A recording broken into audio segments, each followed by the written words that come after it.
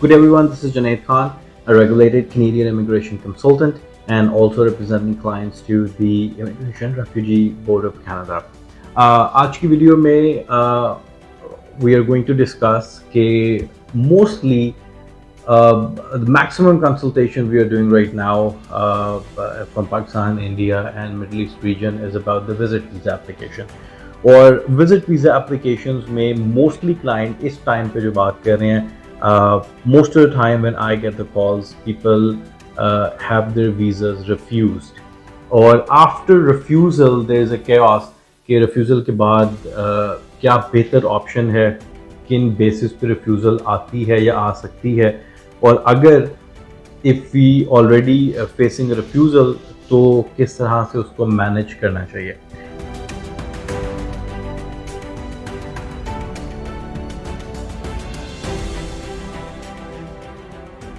Now, the reason I'm making this video as well कि most of the time लोगों को इस चीज़ का आइडिया नहीं होता कि जो पॉइंट्स मेंशन हैं उनको बेहतर कैसे किया जा सकता है. पहला क्वेश्चन तो ये है कि पॉइंट्स आए क्यों, जो भी पॉइंट्स आपकी रिफ्यूज़ल मेंशन है, क्योंकि कनाडा जब भी आपको रिफ्यूज़ल देता है they always mention the points जहाँ पे इमिग्रेशन ऑफिसर आपकी एप्लीकेशन से कन्विंस नहीं है. अब इसमें कुछ पॉइंट्स ऐसे हैं जो कि आपको हर रिफ्यूज़ल लेटर में शो होते हैं.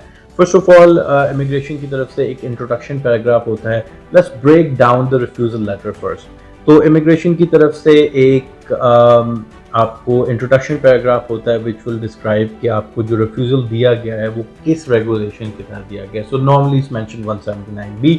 179 बी के मल्टीपल फैक्टर्स हैं और किस बेस पे एक फॉरेन नेशनल को विजिट वीज़ा रिफ्यूज़ल दिया जा सकता है. बेसिकली मेंशन ये होता है. उसमें IRCC की वेबसाइट से आप इसकी कंप्लीट इन्फॉर्मेशन ले भी सकते हैं.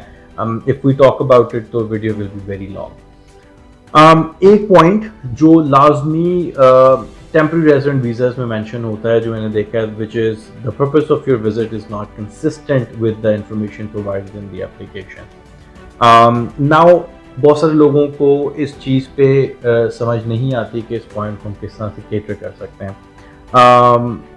Let's discuss the other points as well. इसके अलावा आपको मेनली जो पॉइंट नज़र आता है वो आपके फाइनेंशियल्स के हवाले से होता है कि we are not satisfied with the financials provided in this application.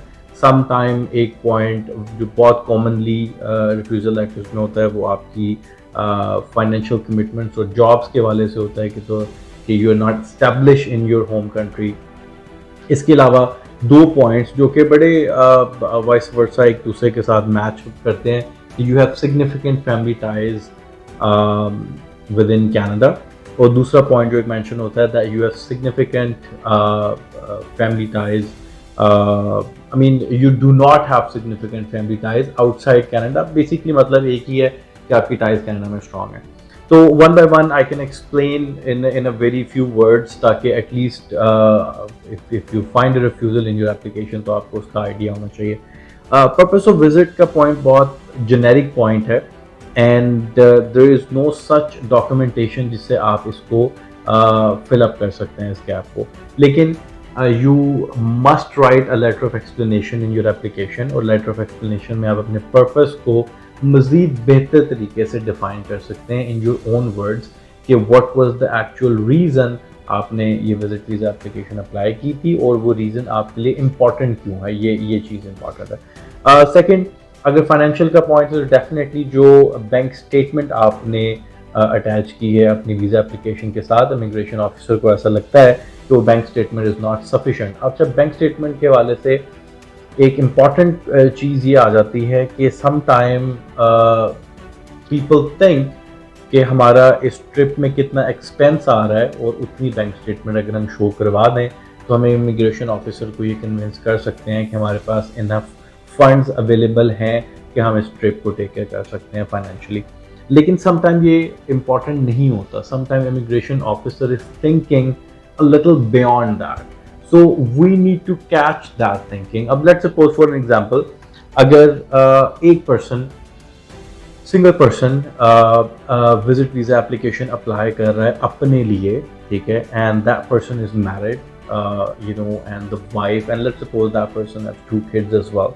So the wife and the kids are left behind in the application, वो होम कंट्री में स्टे कर रहे हैं और there is only one application for one person, और आपने bank statement इतनी show करवाई इमिग्रेशन ऑफिसर को कि you can take care of the trip for 15 days और 20 डेज या जितनी भी आइटनरी आपने मेंशन किया उस हवाले से, immigration officer sometime is not convinced with the financials, because अगर जो भी आपकी स्टेटमेंट में पैसे मौजूद हैं अगर वो आपको ट्रिप को टेक केयर करने के लिए इनफ हैं, तो what about the people you are living behind in the home country? So that means your bank statement should be strong enough जिसमें आपके ट्रिप के जो एक्यूमुलेटेड एक्सपेंसेस हैं वो तो उसमें शो हो रहे हों, but there must be some extra funds available जिससे आप ये शो करवा सकते हैं कि इन माय एब्सेंस या इस ट्रिप के बाद, ये ट्रिप करने के बाद भी you will have a lot of funds available जिससे आप अपनी फैमिली, अपना बिजनेस, अपनी जॉब, अपना सर्कल रन कर सकते हैं। बिकॉज लेकिन जब आप विजिट वीज़ा एप्लीकेशन अप्लाई करते हैं तो it's just like a tourist application, और कभी भी कोई भी wise person will not spend all of their money या all of their savings towards one tourist destination, ठीक है? तो अब I agree, if you are applying from Pakistan, India, UAE, there is a huge currency difference, right? तो इस चीज़ को you have to understand कि जो आप स्टेटमेंट शो करवा रहे हैं वो सिर्फ इतनी सफिशिएंट नहीं होनी चाहिए कि जो आपने ट्रिप मेंशन किया है उसके पैसे आप you have calculated the amount के इतने मेरे होटल में लगेंगे, अकोमोडेशन में लगेंगे, खाने पीने में लगेंगे और आपका ट्रिप कंप्लीट हो जाएगा, तो इमिग्रेशन ऑफिसर इसको अंडरस्टैंड करेगा। No, so you have to make the immigration officer convince in a way that you have enough funds कि आफ्टर मेकिंग दिस ट्रिप, इस ट्रिप के एक्सपेंसेस से आपके फाइनेंशियल रेपुटेशन को कोई भी हर्ट नहीं हो रहा, you know, you are not hurting financially with this trip, this is important. Now if we go to the next point जो कि नॉर्मली आपका फाइनेंशियल स्टेबिलिटी और आपकी जॉब के बारे में होता है, वो भी सिमिलरली इसी को ही रिप्रेजेंट कर रहा होता है कि and it's very much link these two points together कि आप इतने फाइनेंशियली स्ट्रांग नहीं हैं कि आप इस ट्रिप को टेक केयर कर सकते हैं। बेशक आपकी स्टेटमेंट उसको शो कर रही है उस टाइम पे, बट इमिग्रेशन ऑफिसर इससे कन्विंस नहीं होता कि why would one person spend all of their savings or all of the money to the trip and then people are left behind and then who's going to take care of them? दो इसके अलावा points जो कि मैंने initially mention किए, you have significant family ties in Canada and you do not have significant family ties outside Canada. Basically मतलब दोनों points का एक ही है कि आपकी जो फैमिली टाइज हैं वो कनाडा में स्ट्रॉन्ग हैं, जिसका मतलब ये है कि you must have some sort of blood relation in Canada.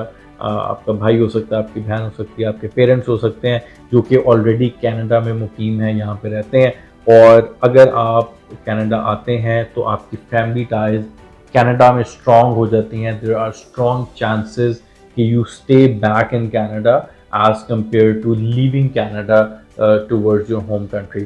तो इसकी डेफिनेटली इस पॉइंट के लिए भी आप एक स्ट्रॉन्ग एक एक्सप्लेनेशन दे सकते हैं।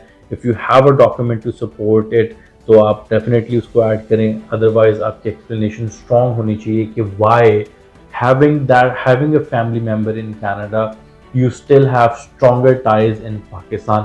और अक्सर ऐसा इसकी बहुत अच्छी एक्सप्लेनेशन आप खुद भी दे सकते हैं। Sometime I have seen this point के यू नो अ पर्सन जो कि जिसने कनाडा के लिए अप्लाई किया है उसका भाई कनाडा में है लेकिन उसके पेरेंट्स पाकिस्तान में हैं, तो अगर देखा जाए तो आपकी जो फैमिली टाइज हैं वो स्टिल पाकिस्तान में स्ट्रॉन्ग होनी चाहिए, because you have parents over there and you have a brother in Canada.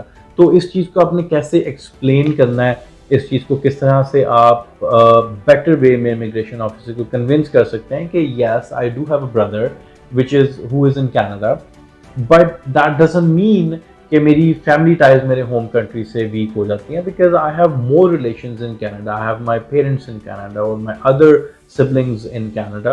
तो you can explain it in a very good way.